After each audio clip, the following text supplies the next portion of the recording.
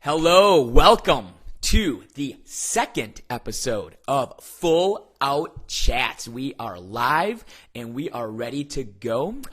Again, episode 2. Very excited to get number 2 on the way here. Today we're going to have head cheer coach from the University of Kentucky, Jomo Thompson, joining me today. He's got a great story, excellent coach from an excellent program, and he's got a great story. I'm very excited for you guys to hear it. So, as every coach says, let's do it one more time. Let's go full out. Are you ready? Full out chats. You know what time it is. We got the right, we got the vision, you lose sight. We will never stop. We got the drum, yeah. What time is it? Full out. We're live in 5, 6, 7, 8.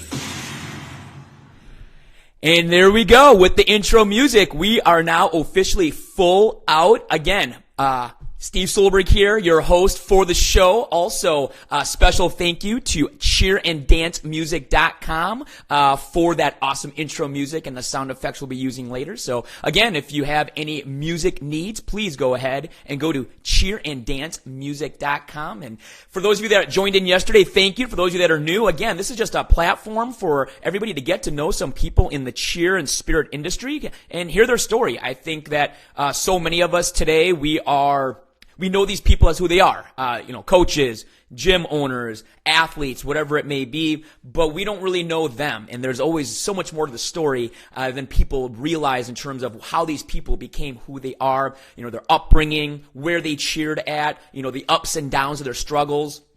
And so, obviously would love to hear their story. Now, if you go down to about right here, you should see a question mark on top of what looks like a deck of cards. That is our question feed. So if you have any questions for Jomo as we get going about anything about him, about University of Kentucky, cheerleading, anything like that, feel free to type that in there and we will have a Q&A session towards the end. And just a real quick reminder, number one, we are working with technology, so things could happen. We will do our best with any glitches.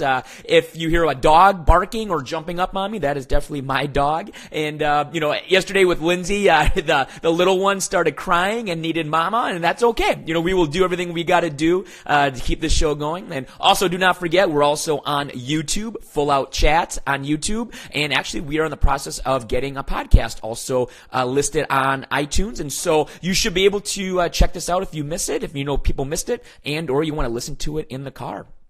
And so, I think it's time to get right into it. I just need to find Jomo here. There he is. And we're going to let's see here. Technology work with us. Connect. Jomo. What's up, Steve? How you doing, buddy? Good seeing you, man. Doing pretty good. Yeah. Under lock and key. So I hear you. Can you hear me all right? I can hear you pretty well. Awesome. I can hear you well also. And again, number one, I started this because I knew for the next few weeks, usually busy people aren't going to be so busy because usually in the college cheer world, we're dealing with March Madness and then tryouts and all that stuff. And usually this would be a terrible time to start something up like this. But as we chatted about a couple of days ago, we're all kind of quarantined and looking for things to do. And so again, I just appreciate you making time to talk to me today and talk to the audience about really about you, man. I've heard your story many times, but I think you have a great, interesting background. And I think people would find, how did Jomo Thompson become Jomo Thompson? I think people just know you as the coach of Kentucky. And there's obviously so much more to that story than just being the coach at UK. And so again, I thank you. And that's kind of what I want to start off with is just kind of tell us about, your background, where did you grow up, family, siblings, and all that good stuff. Okay, well, I grew up in Orlando, Florida. I was born in the Caribbean islands, a little island called Nevis, of St. Kitts and Nevis, and lived there till I was about 6. Then we moved to England for like half a year while we were getting our green card, and then moved over here and became an American citizen, and I've been here ever since. Grew up in Orlando, Florida, went to a high school, Evans Maynard High School, and What I did there, I played volleyball, played soccer.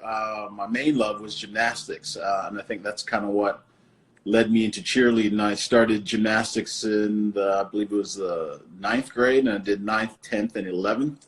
And then our senior year, they did away with gymnastics. So, that kind of ended my gymnastics career, and then I went off to the University of Florida. And I remember I went there in the summertime, went to summer school, and I remember one day being literally so bored. I was sitting on my dorm bed, twiddling my thumbs, and a guy, his name was Tall Mazer, came by and was like, "Hey, you want to come out and try cheerleading?" And I kind of thought to myself, well, I got nothing better to do. So I was like, yeah. And I remember walking out to the O-Dome, which is on UF's campus, and seeing a guy that was like 6'6", his name was Big Bill, and walking around the tree and seeing him do a toss cupie, and instantly, boom, I was hooked. I was like, I want to do that, And since I had a gymnastics background, they asked me to tumble for him. I tumbled for him. And some of the female cheerleaders there, they're like, "Oh, Jomo, you're so big and so strong. You should come out and try cheerleading." And I did, and I loved it. Anybody knows if you do cheerleading, it'll eat you up. You become obsessed pretty quick. A gregarious bunch of people, both males and females. They're fun to be around, and just learning everything about the sport. My first 2 years at University of Florida was just really great. And, got the opportunity at, I think it was the SEC basketball tournament to meet some Kentucky cheerleaders, and Brian Elza and Kim Nottingham were two of the people I met. And I remember cheering against them. It was Florida against Kentucky. And actually, Florida were getting beat pretty bad, but when I would have my our timeouts, I'd go and I stuck with my partner. Her name was Shannon Petrie at the time, and she was a senior. I was a sophomore, and yeah. There it is. That was the one Florida picture I was able to find, but I stalked you. And she was like, "Jomo, here's a good opportunity to show off in front of the Kentucky cheerleaders." So I remember going over there and doing some of my best stunts. And later on that evening, while we were working on Bourbon Street, I ran into those guys, the Kentucky cheerleaders, and they told me, they're like, "Hey, you're pretty good." And I was like, "Thanks," and they're like, "You should come try out for Kentucky." And that was pretty much all it took. That one little invitation.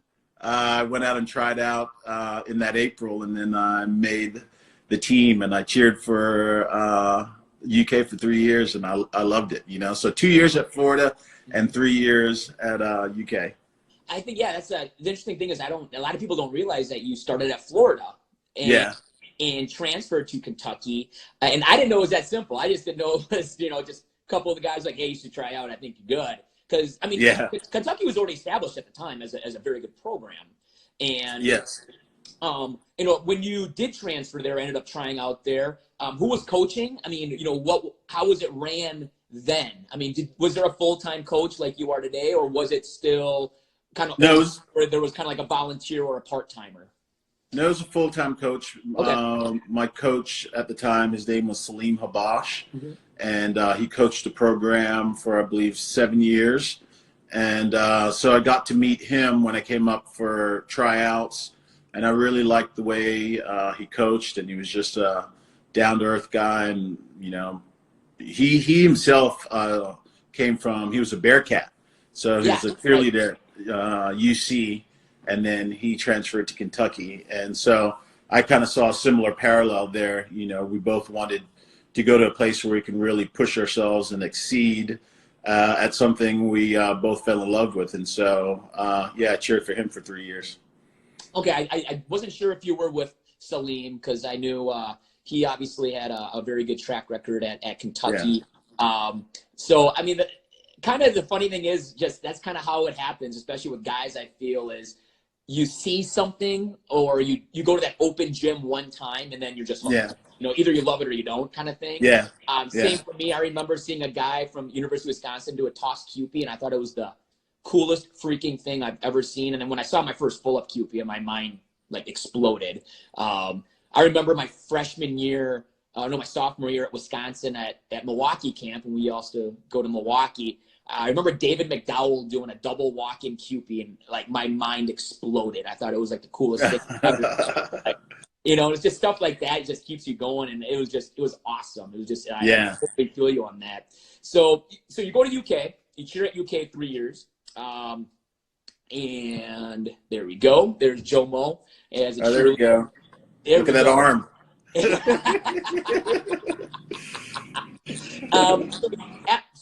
What did you major in? What were you going to school for? As you were cheerleading.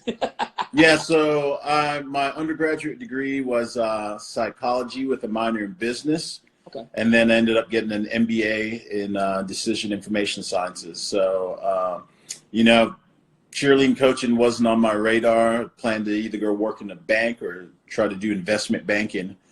And so it's just crazy, just the turns in life, and, the wind blows and it sends you a different direction. So this is not where I saw myself or my family for that matter. Yeah. My dad wasn't that thrilled.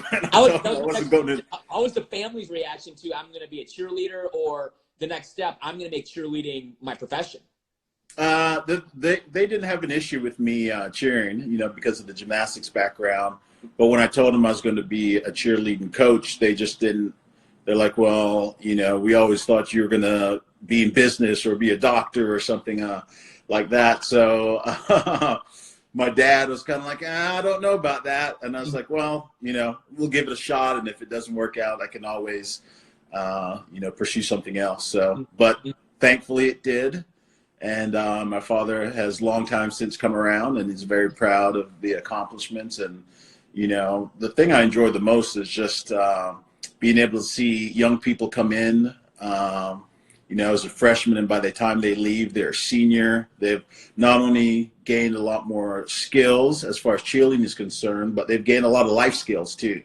And I think that's one of the most important things I kind of derive from cheerleading, is that sense of seeing someone grow. Mm-hmm. I tell a lot of the parents, when your kid comes here, I'll kind of be, a second parent for them, or a third parent, I should say.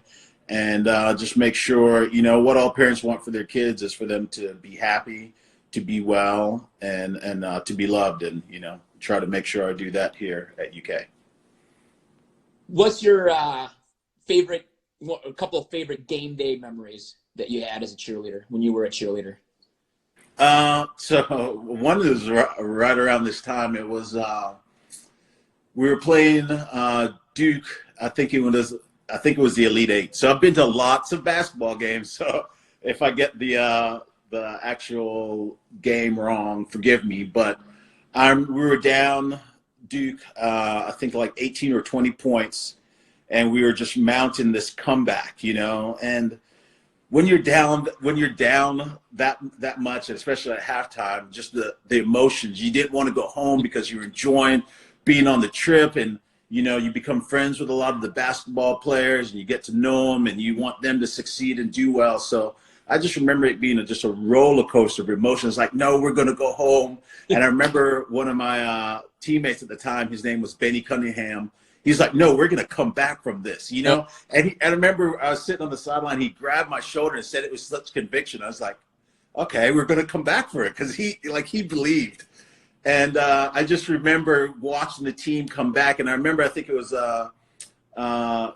it either Cameron Mills or Jeff Shepard? I can't really remember. I know it was one of those two. Hit a three-pointer to put us ahead with like a 2-point lead. And the coach called a timeout. And I remember that same guy, Benny, going out, we run out. He goes out, he puts his arms up on the basketball court, and then he just falls straight back. I don't know if you remember the Nestle plunge, that commercial where everybody used to. So he did the Nestle plunge on the floor, and all the fans saw him, and we all saw him, and everybody went crazy for that. So, and I mean, it's just another. That's just one of the experiences I remember, not only making the shot, but then the cheerleader going out there and doing something like that, falling back, and the fans got even more riled up into it. And luckily we were able to come back and win that game. And so that was just a very memorable experience for me. Yeah. I mean, it's always stuff like that. Absolutely. Feeling on that. So let's see if this works. Oh, it didn't work out too well, but that's Jomo holding 3 females in the air in his UCA staffer uniform. So obviously, like many people, you got into staffing. And Yes. talk about your experience. So how did you get involved with UCA and staffing? And obviously, you've stayed in contact and obviously you do things for UCA still. But kind of how did you get recruited or how did you get into UCA?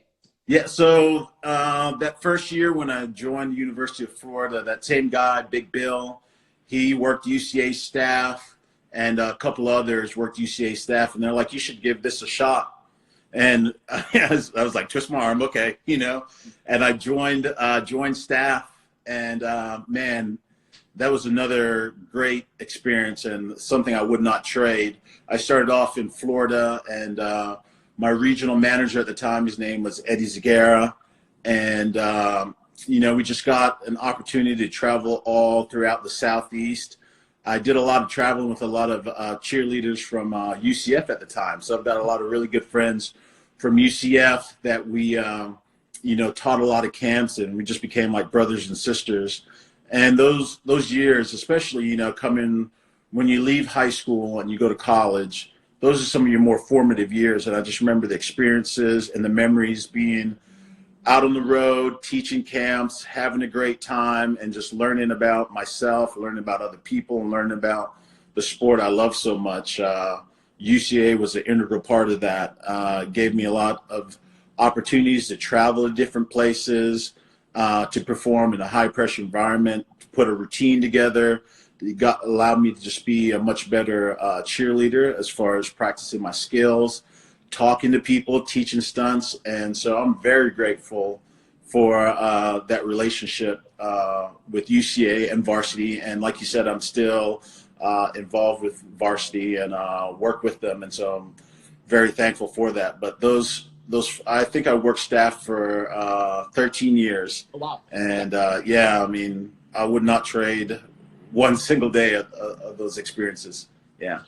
So you cheer at Kentucky, finish up. Now, did you get your MBA from Kentucky also? Did you do grad school? Yes. Okay. Yes. So were you cheering at that time or no? Were you starting to get No. So at that time I was just going, and I became the assistant coach. So I cheered from 97 to 99, and then from 2000 to 2002, I was the assistant coach under Salim. Mm-hmm. And so I was doing that, and then working at a gym as well. I was working with Mark Coleman and some other people with the Pep Club.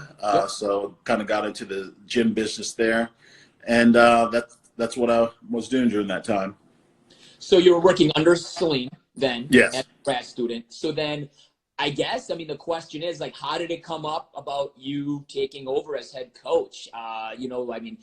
Was it kind of just like, hey, I'm grooming you to take over one day, or was it just kind of out of the blue, or? He for the last 2 years was like, this is probably going to be my last year. I'm going to be moving on. And since I was the assistant coach, he was kind of grooming me for that position. And then he took a job with a pharmaceutical company. Both of his brothers are doctors. Mm-hmm. And, so he kind of naturally fell into that work. And then I remember T-Lin calling me into his office and saying, hey, Salim is going to move on, and he's going to do pharmaceutical sales. Would you be interested in being the head coach? Mm-hmm. And I was like, duh. And so, yeah, I became the head coach after being the assistant coach for 3 years. Yeah. Lindsey Bracken from Oklahoma State and I were chatting yesterday. We talked about it.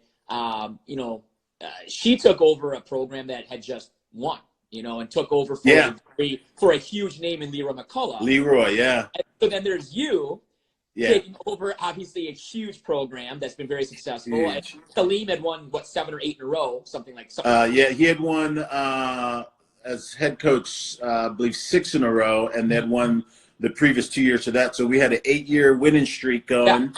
Yeah. And I take over and I become the head coach. Yeah. And I lose. And, that first year. I don't want to bring it up, but you did. Okay. And so, yeah.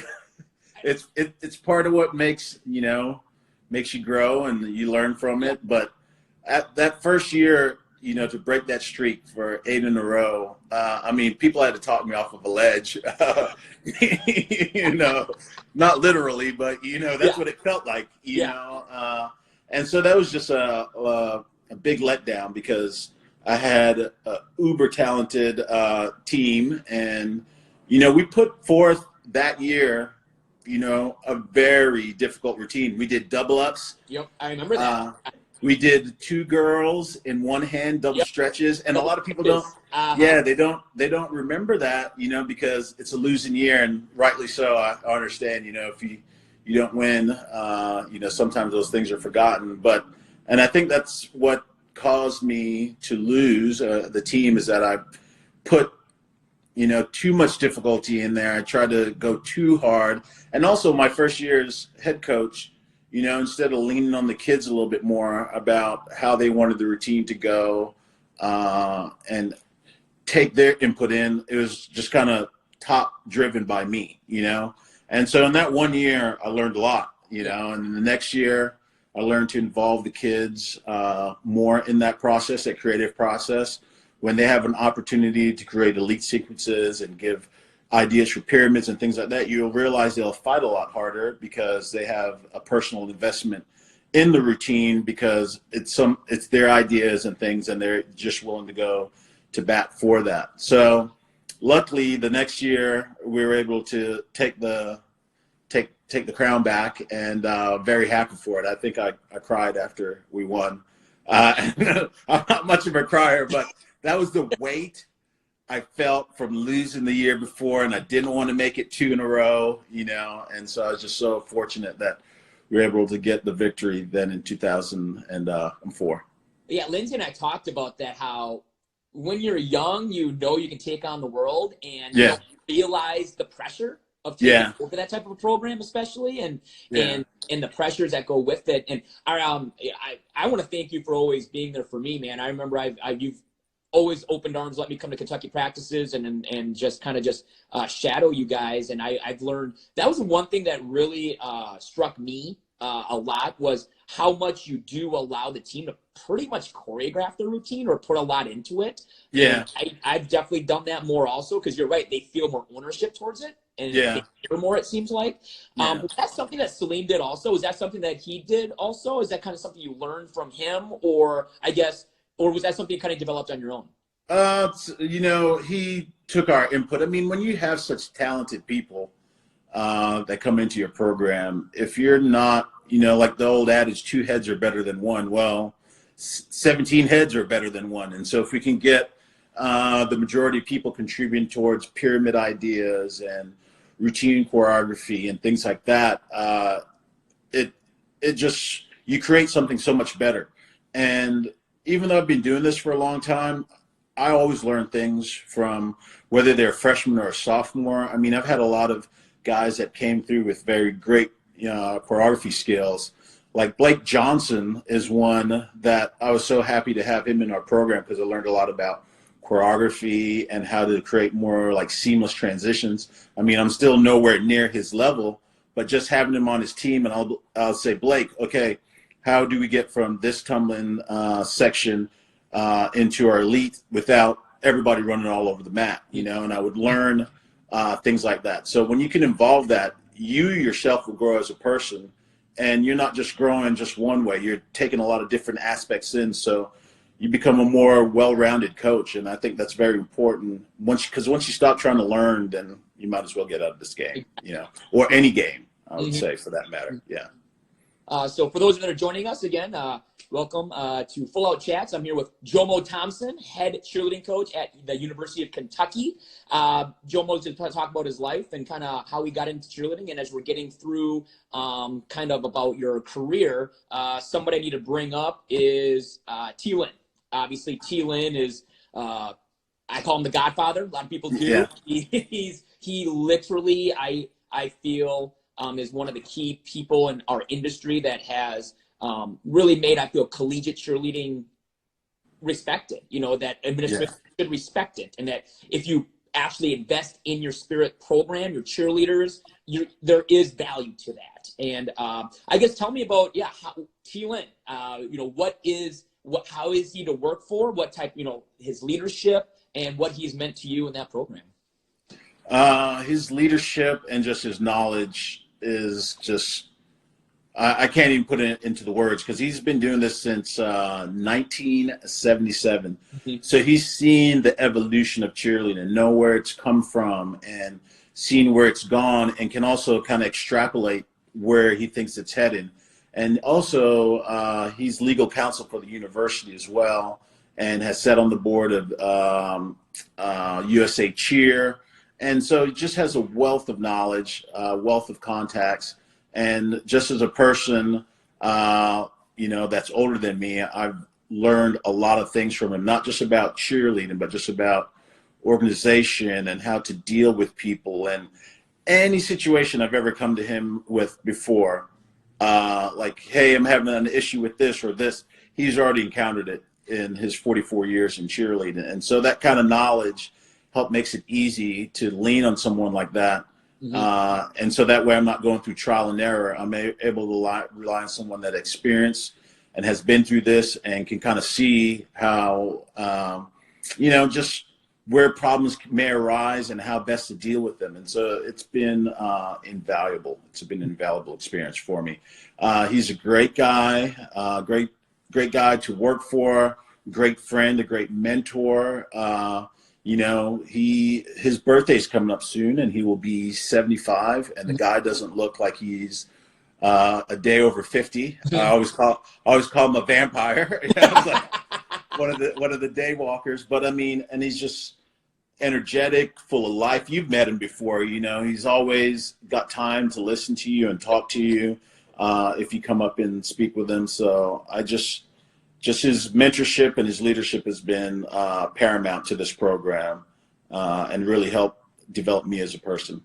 I remember when one of my first years at Purdue, and I had a team issue that I felt I needed some advice on, especially some law perspective, and he got back to me within minutes, I remember, and I barely knew Thielen, Yeah.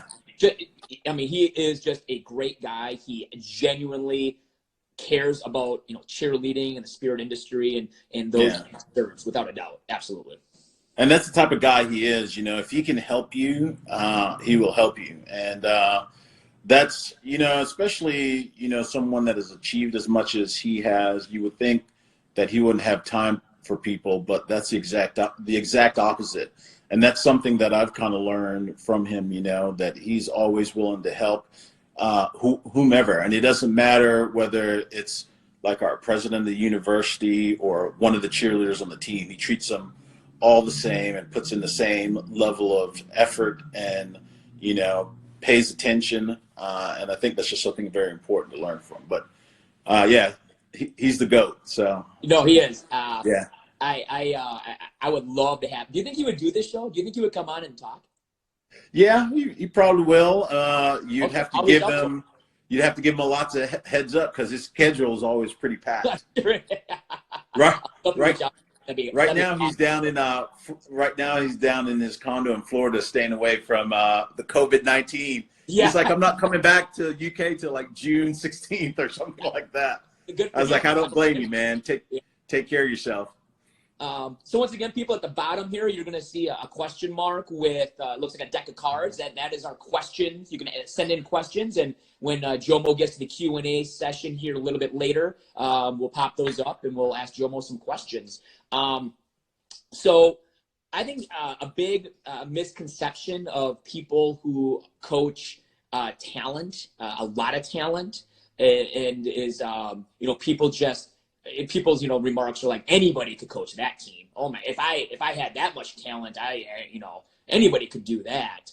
Yeah. And it's so annoying. It's so annoying. I remember when I was at Sun Prairie High School, and that was the year we won, and we had we had high school boys doing toss cupies, which back in 08, that was crazy. And I just remember a coach coming up to me and just saying, must be great, must be so nice to have that much talent. And I'm just thinking, yeah, these guys had toss cupies, and we had these fools walking in. No, like, we developed it. They worked hard. Developed it. Yeah. I guess what is your to coach the University of Kentucky? I feel yeah, it would be great to have all that talent, but it is managing that talent and keeping that talent in check. And I think also that the pressures of Oh, winning. Steve, you froze on me. Oh, is that better? You there? Okay, yeah. Ask the sorry. question again. Yeah, sorry. So my question is like, obviously at Kentucky you have a lot of talent, but the question is, how is it managing that talent and controlling that talent and just really dealing with the pressures of winning? Yeah.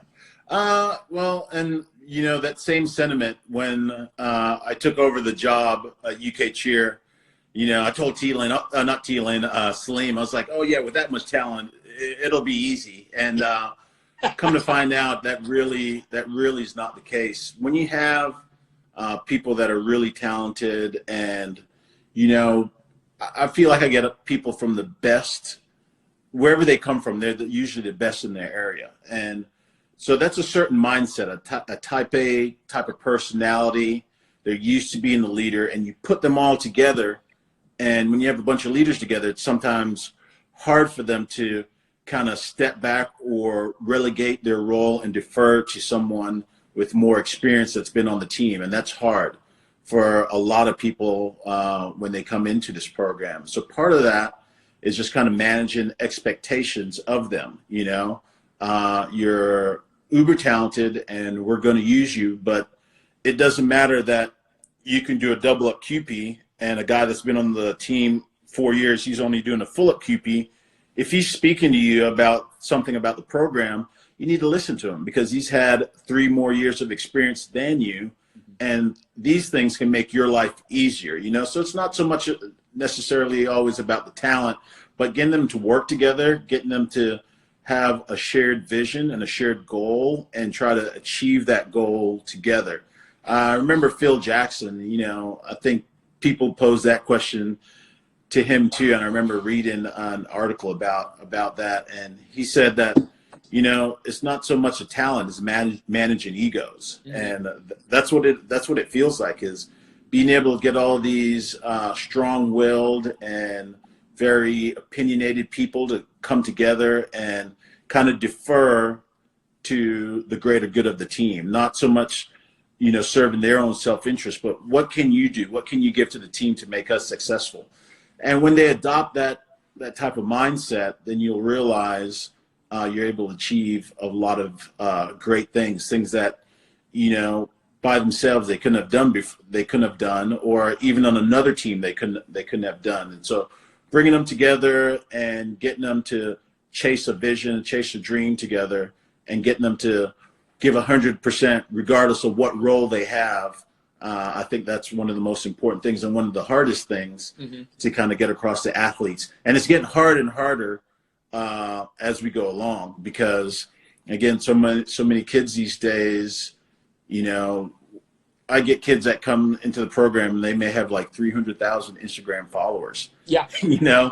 And so they've got a platform, but I'm like, that's not going to help us put together a routine. You still have to be a team member and you still have to buy into what we're trying to do and things like that. And so managing egos and expectations, I think, is a big key. Something that I thought was life-changing experience I remember reaching out to you was the Olympics and the Winter Olympics, where you guys got to go to South Korea, my home country where I was born, and got to perform at multiple Olympic events. And I mean, just talk about that experience. How was that for you and your team? That was it was a great honor. I've always wanted to go to the Olympics, and also I like to travel, and to be able to go to Korea, a place I've never been before. I was very excited when USA Cheer gave us that opportunity. And in that picture, you see Leroy, Louie, and Tony, who all work with USA Cheer. And so I was grateful to be one of the coaches, and just grateful for the experience, and grateful for my kids to have that experience. Yeah. Just to be able to go to another country and kind of see the culture and be a part of the Olympics. It was great. We got to perform at some of the ice skating events. And one of the things also I really enjoyed is, with cheerleading, you're so used to being on this schedule. You go, you Uh-huh. warm up, and then you're going to go perform or something like that. But with the Olympics, it's like, no, you come here and you'll warm up from 9 to 10, and then you'll come back at 5 and perform the routine. No warm up. Yeah. And seriously, we had a couple of instances like that, and I was so surprised that the kids were able to go out and perform that well. I'm like, so from here on out, it doesn't matter where we are. Mm-hmm. If I tell you to do this routine, I don't want to, oh, coach, I need to warm my body up. It's just a matter of mindset. Yeah. And Oh, that team, they adopted that mindset. I remember we performed outside. It was snowing, and we weren't able to we warmed up 4 hours before, and they came out and hit that routine flawless, So anytime when we'd come back after that in the years after that, and somebody would be like, oh, coach, I don't think I'm ready. I'll just go, South Korea, the Olympics, you are ready. You can do this. And so it's awesome. And I even tell the kids on the team now, like, you don't always need a full out warm up. And sometimes we do that. When we getting ready for nationals, they'll come in the gym and they'll stretch. And I go, oh, it's a snowstorm in South Korea. You just got to do your routine full out. and we'll go do the routine full out, But I was, like I said, it was such a great experience and such a great honor to be. Answer your question. Oh, There is a small. sorry, Alexa's back there talking to me. We are a live show. Oh, she always thinks I'm talking to her. I'm not talking to her. But, getting to meet a lot of the Olympic athletes and In the Olympic Village. said again? Did you stay at the Olympic Village? No, we didn't stay at the Olympic Village. We got to go through the Olympic Village, I think once, and just to be able to hang out with some of the American athletes. And it was cool that some of them knew about Kentucky Cheer. Really? And Cool. Yeah, and we're excited to see us, And so, like I said, it was just a great experience, an opportunity that I'm so thankful for. And I know all the cheerleaders that participated in that, they enjoyed it as well. Experiencing a different cuisine, it was different. I've had a kid on the team that never left. I think he said he never left the state of Kentucky, and then to go over there and experience Korean food was quite different for him. But those are the type of experiences that allow you to grow as a person. And that's why I'm so thankful. And those are the opportunities that Kentucky Cheer has always provided me and a lot of the kids that come through this program, is an opportunity to do things you would not normally get to do, to go places you would not normally get to visit. And I think that's tremendous in the growth of a person and shaping them to be just a well-rounded individual. I was about to say, I was going to ask you, I'm sure it's hard to pick, but do you have a favorite routine that you guys have thrown? Is there a year that is our best choreography, that is just best overall? Is there a routine that jumps out at you? Well, my very first, 1997, I really like that one. And all the people that did that. And the reason why I say that, if you go back and look at the routine now, it doesn't look that great. But that summer on UCA staff, on the college camps, we were doing like the double QPs. That's the first time it was being debuted. Yeah. And so that was a really, really big scale for us. And for us to go out and compete that, I felt that year we took a really big jump in cheerleading and kind of separated ourselves from a lot of other teams that year. So for me personally, that's a good year. Another year that I really enjoyed that I got to, that was a coach of, 2010 was a great routine, and 2014 was a great routine, and 2019 was a great routine too. So there's so many of them. It's hard to really say which one is better than the other. So what we do, we just try to go off of the scores we get for the judges and kind of deem, which one is the best. And so far that's been 2014. I think that's one of the highest scores we've ever gotten. Okay. Yeah. I just remember first day in Kentucky it was actually my first year at Wisconsin competing, and it was it was '03. Yeah. That was I mean, I still remember the double stretches in the one hand. That was ridiculous. Yeah. That's ridiculous. Like I don't know if anybody would try to do that today, to be honest. Oh no, yeah. I mean, that was crazy. Was Keogh on that team? Was that Keogh? Yeah, it was Keogh. I believe David McDowell was one of them, and a guy named Justin Rubin. And so we had some really strong guys back then. And I didn't think that was going to be in the routine. I was like, there's no way. And they were like, no, coach, we can do it. We can do it. And they all kept pushing for it. And I was like, okay, and, you let that in there. And the parts of the routine that we were worried about, like the double QPs or the double ups, those manage the hits. And then it's just something you'd least expect. And that's what I realized when every part's pressure packed, it's something that you least expect that you're not worried about that usually ends up coming to bite you, and like I said, I learned a lot from that routine. You don't need insane difficulty all the time, but that's something that we do kind of pride ourselves on here at Kentucky's doing difficult things, but doing them and still being able to execute them cleanly and with confidence, so but everything doesn't need to be uber difficult in the routine. You say that, and then in 2019, you throw the back handspring up to handski, which was ridiculous. Yeah. I would say that was probably one of my favorite sequences because, it's the back handspring up to QP, and then we popped it and did a waterfall or a back walkover out of it into one arm, and that was just a particularly just stout sequence, That kind of set the tone for the start of the routine, and we really loved it. But again, that's another example where I didn't think we were going to do it, and the guys and girls all like, we can do it, and we'll put in the extra work.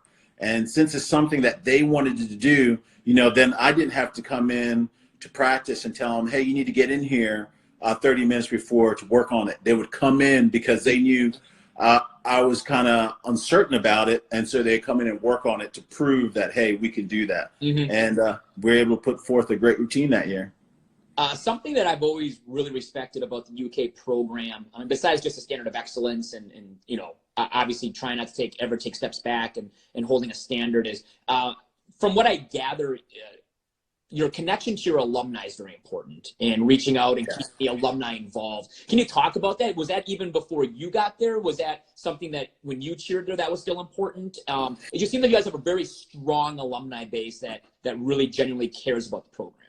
Yeah, we do, and that's something that the alumni and Thielen and myself have always kind of played into. We have an alumni, his name is Dale Baldwin. He was a cheerleader back in the late 80s. And, he is one of the driving forces behind that, the community, keeping all our alumni together. We have a Facebook page for all the alumni, so when someone graduates and they are looking into a certain industry or something like that, chances are somebody from the UK cheer program has been there. And so they're able to help them and help them get jobs, make contacts. And I think that's very important, and it's just a love of the program, and having someone like Thielen that's been here for 44 years now, it's kind of the backbone that kind of helps keep it all together. And a lot of people have cheered for that man, and a lot of people are thankful for the opportunities he's given us and the program that has allowed us to flourish. And so, a lot of the alumni do take a lot of pride in that. We do a reunion every 5 years, and it's coming up this year in October. And we do it every 5 years because if you do it every year, then we don't feel like you won't get as many people there. Mm-hmm. So every 5 years, and it's just great to see them all come back. The last reunion we had in 2015, we had a cheerleader there that was upwards in the age of 90. Wow. And came back, you know. And I just think that's just so special to see that, the love and camaraderie they have, not only for their university, but for the cheerleading program as well. I think that's a common bond, the university and the program, that kind of unites us. And you take pride in that, especially if the program has, allowed you to be a successful person and has helped you grow and mature, which has helped a lot of people. And then also the fact that we are a successful program as well. You know, even if we weren't, you know, a successful program as far as in winning championships, I still think we'd have that strong bond and strong commitment from our alumni, because when you come to college, that's when you meet some of your best friends. Yep. And that you stay friends with, you know. And so, you know, I mean, I'm in a group chat right now with like Brian, Elza, Brooke, Doug, Kim, all these people that I've cheered with 20 something years ago. And we talk like we're just still in college, you know, and I'm very thankful for that and those friendships that I've made. I just want to say, Brooke and Doug's partner routine from what was it, 7 or something would still be 1997. It would be competitive today. Because they'd flip a couple stunts and be fine. I mean, and the pace of that routine and the opening stunt, like everybody, you know, you see people do back handstring double ups, you know, hand skis and those sorts of things, but a ball full twisting, landing one arm stretch, I bet you a lot of them still can't hit that stuff today. You know, because there's just so much going on into it, and they hit it so perfect and so solid. And I just remember, you know, I would spot them, watch them do it. You know, just you know, Brooke herself is just a, you know, awesome athlete, and so is Doug. And to get those two together, and they both had such a drive and such a passion. What they put out there that day was great. I remember Jeff Webb asking them, "Is there anything you would change?" And they go, "No," because they hit it so well, you know. No. Yeah, I mean, guys like Doug and then like Tim Paslakwa, you guys had, and obviously guys like Jason Keogh and Keogh is one that you know, a lot of people ask me, like, you know, who do you think your best guy or girl may be, and I never really like to really try to figure out who that would be, but I would say Jason Keogh is probably one of the strongest guys, and his ability to save stunts. I mean, he can still do some of this stuff now that I'm just like, wow, Keogh, you know. But he was a stud, and so was David McDowell, Josh Jones, somebody that had a lot of great technique. And then you move on, and then you have like your Jeremy Lumpkins. I mean, there's just I can't name all of them, you know, and I don't want to leave anybody out, but they're just a great line of great cheerleaders that have come through here, male and female. Yeah, I mean, you guys have, just like big dudes tumbling. That was when still double fulls were legal. And it was crazy that these big dudes were throwing double fulls and Arabian through. It blew my mind. Like, I couldn't believe, and then throwing like double ups or, you know, full up cookies. It was just crazy, you know. I remember in 2005 routine, we spelled out Kentucky with doubles. And, you know, KENT. Yep. And then the next year they were like illegal. And I was like, no, you know, we worked so hard to get that year, you know, and it's, but I mean, we've had guys and girls that have been very impressive. And that's another thing, the female talent that we get, you know, a lot of people would always like to give the credit to the guy because he's holding them up. But when you have females that can do the skills and have such body control and awareness and such confidence in themselves, you know, it takes two people to make a truly good stunt, or, you know, the both male and female working together. And our females have always been top, bar none, in my opinion, you know. Yeah. And so that's something I'm always really grateful for, you know, the amount of great female talent we get coming through here. And they come from all over, from high school, from all-star programs. I mean, some of the best, you know. I'm very thankful for that. So one last time, everybody, here on Full Out Chats, here with Jomo Thompson, head coach at the University of Kentucky. Here at the bottom, you should see a question mark. In the last couple minutes to throw in any questions you might have for Jomo. Before we get to the questions, though, I just want to give you a platform, Jomo. I know a lot of people have been curious, as all of us college coaches have been dealing with. How are we doing tryouts this year? How are tryouts going to be done? You know, with obviously live tryouts probably not going to be a possibility here in the near future for at least the next few weeks, if not maybe a month or so. Has Kentucky? Do you guys know what you're going to try to do for tryouts, and so people can know that? Well, I've been kind of thinking about it, and I need to talk with my coaches, but we may need to move into like the virtual tryouts where they submit videos or something along those lines. We've given out bids already through our first fall clinic, and so it may just be a case where we just kind of open it up. I don't want to, put that out there yet for sure. Yeah. I kind of want to wait until we get to about April 15th, 16th. That's kind of when, at least here in Kentucky, this 2-week kind of stay-at-home time will be up, and then kind of reassess. But we are thinking about it, and we will post that as soon as we come up with a working plan. But more than likely, it'll probably be some kind of virtual tryout. Got it. Okay. Well, obviously, everybody keeping stay on top of the Kentucky website and obviously their social media. And I'm sure when it's ready, Jomo will be announcing that. So we're gonna get into our Q&A, which I have a sound effect for. Oh, yeah. All right, there it is. It's time for Q&A. That sounds like Mark Coleman. It is Mark Coleman. All right, let's see what we got here. That's a good one. Here we go. Biggest piece of advice for a high school coach? Well, I'm a high school coach myself. I would say the biggest thing is to make sure that your athletes have an ability to come and talk to you one-on-one. You're trying to encourage them to be adults, even though they're not, but they're shortly thereafter, they're going to be making that transition. So try to, keep an open communication with your athletes. Try to make sure that they can come to you if they ever have a problem. And that's one of the things you'll realize as a coach, whether you're high school or college, that you are somebody that they would usually come to and maybe ask questions that they may not feel comfortable asking, like maybe a parent at home or something like that. So that's where I talk about being another parent as well.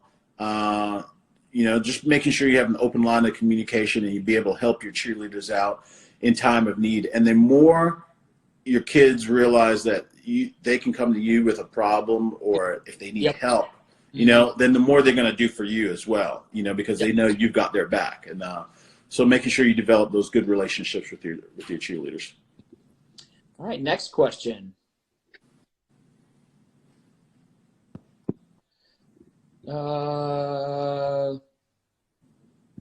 That's a good one. Would you ever do a cheerleading show like Cheerleader U, like you did back in 2007? After I did that in 2007, because that's the year we lost, we lost to UCF that year, and I said, I won't do it again. And then I think UCF turned around and did it the next year, and then they lost. They lost, yeah. So, I'm maybe not, especially after watching cheer. Yeah. This the bar year, blown up. It's crazy. Yeah. To see that. And it's great to see that, and I'm glad people are able to kind of see cheerleading in that light, the competitive aspect side of it, and show how hard both the guys and the females work for that. My favorite person on that show was Jerry, and what I loved about Jerry was he was a great teammate. We need more Jerrys in cheerleading, and if parents would look at that show and that would be their key takeaway. That's why this guy has gotten so much popularity, is because he's got a good heart and he's a good teammate. He's always there supporting and encouraging. But I would say we'd probably do another one again if they came to us, kind of just show people, a different side. That was an NCAA side, maybe show them a UCA side. Yep. All right, we'll do one more question here, which I think is pretty standard for a lot of people. What is something that you're looking for in an athlete when they try out for UK? Okay, so in order for them to try out, they have to be given an invitation. And so usually once they get to that standpoint, we know skill-wise they have everything that they need. So now I'm looking for someone that's personable, that's confident, that's going to do well in school, because that's a very good indication of how they'll be as a teammate and how they'll get along with others. I'm looking for, whether it's male or female, to someone that can tumble and stunt. You stunt well. And if I was to pick one thing more than the other, I would say tumbling, because tumbling is a good indicator of overall body awareness, strength, flexibility, and you can translate a lot of those tumbling skills that they've picked up and help make the stunting part a little bit easier. I've always tell someone, if they come into the program, I feel I can teach them to be a pretty good stunner within a year. I can't say that about tumbling, you know. 100%. So that's just kind of a good lead into the program. But I'm looking for another one of the things I've been saying at my tryouts. I'm looking for people that are kind. All right, you know, these last 4 or 5 years, and I'm not saying that before we didn't have that, but that's just really been one of my hallmarks. I want kind people in the program, just because, you know, they go out and interact with so many alumni, young kids, and things like that. If you're not a kind-hearted person, you're not going to enjoy doing those things, and then you're not representing us to your best ability. So I'm looking for kind people, but still hardworking and competitors too. People that want to go out there and compete and win. So before we get going here in the last question that I'm going to ask all my guests, we do have a 1 hour time limit before they kick you off on Instagram Live. So if all of a sudden things just end, we'll come back and finish it off. Okay. That happened yesterday with Lindsay and I. So the last question I have is, what do you feel is the best piece of advice that you've ever been given that's had the biggest influence on you as a coach? Best piece of advice. Or the first type of big piece of advice that pops in your head that you can think of? When dealing with, you know, the kids or, you know, the program, you know, if you encounter a problem or something along those lines, is this going to be something that, you know, is going to affect you a year from now, 2 years from now, 3 years from now? And so that really just teaches me to have empathy, to try to listen to the athletes I work with, and, you know, not take things too seriously, you know, and I don't want to give off the wrong impression. We work hard and we're a very serious program, but if you're a kid on my team and you come to me and you're struggling with something, you know, you're having family time, you need to be at home, you know, if you need to miss a couple games for that, you know, that's more important. You know, the overall health and well-being of your teammates, or not my teammates, my athletes, is important. So I would just say, you know, just to have an open door, be willing to listen and try to help out your athletes whenever you can. I kind of call it as wearing my Dr. Phil hat. Sometimes I'm Dr. Phil. Sometimes I'm a financial advisor. Sometimes I'm a love counselor. You know, I mean, I do it all. And I know. But that's something I really like. You know, it's being able to kind of tell them the mistakes and things that I've made in my life and try to steer them from, you know, not making those same pitfalls. But sometimes some people, hey, they need to go through that themselves. Yep. And when they do, be there to kind of help pick them up, dust them off, and say, hopefully you've learned from that lesson. Yeah.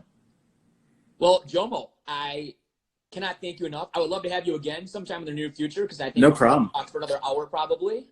But again, everybody, Jomo Thompson, head coach, University of Kentucky. I thank you for your time, Jomo. Good luck with the rest of your, whatever we have for a season. And and stay safe, my friend. Thank you, buddy. You have a good one. You too, Go buddy. Cats. Thanks, Jomo. Again, Jomo Thompson with the University of Kentucky. Again, great friend of mine, and really great insights on what it takes to be a Kentucky cheerleader and kind of the program, everything. And we had great responses from everybody, some great questions. So thank you all again for joining in today. And we will be back tomorrow with another Kentucky alum, Reese White former coach and former Kentucky cheerleader, now living in Indianapolis, helping me out here at Purdue. He will be tomorrow at 11 a.m. Eastern, tomorrow, Reese White. Super excited to interview him and get his take on the how it was being coached by Jomo. And how it was to be a Kentucky cheerleader. So, again, thank you all very much. Sorry we got cut out there, but I just want to say thank you all again for joining in today for Full Out Chats. One more thank you to Jomo Thompson, head coach, University of Kentucky, cheeranddancemusic.com for our intro music and our sound effects. Tomorrow, Reese White, again, former Kentucky cheerleader and coach, now helping me out here at Purdue. And also, we have a little preview of who we have coming in next week, so make sure you follow us, and that will also be posted. And don't forget to follow us on YouTube, Full Out Chats, and on SoundCloud, Full Out Chats. You'll be able to find us again on video and on audio. Have a great day, everybody. See you tomorrow.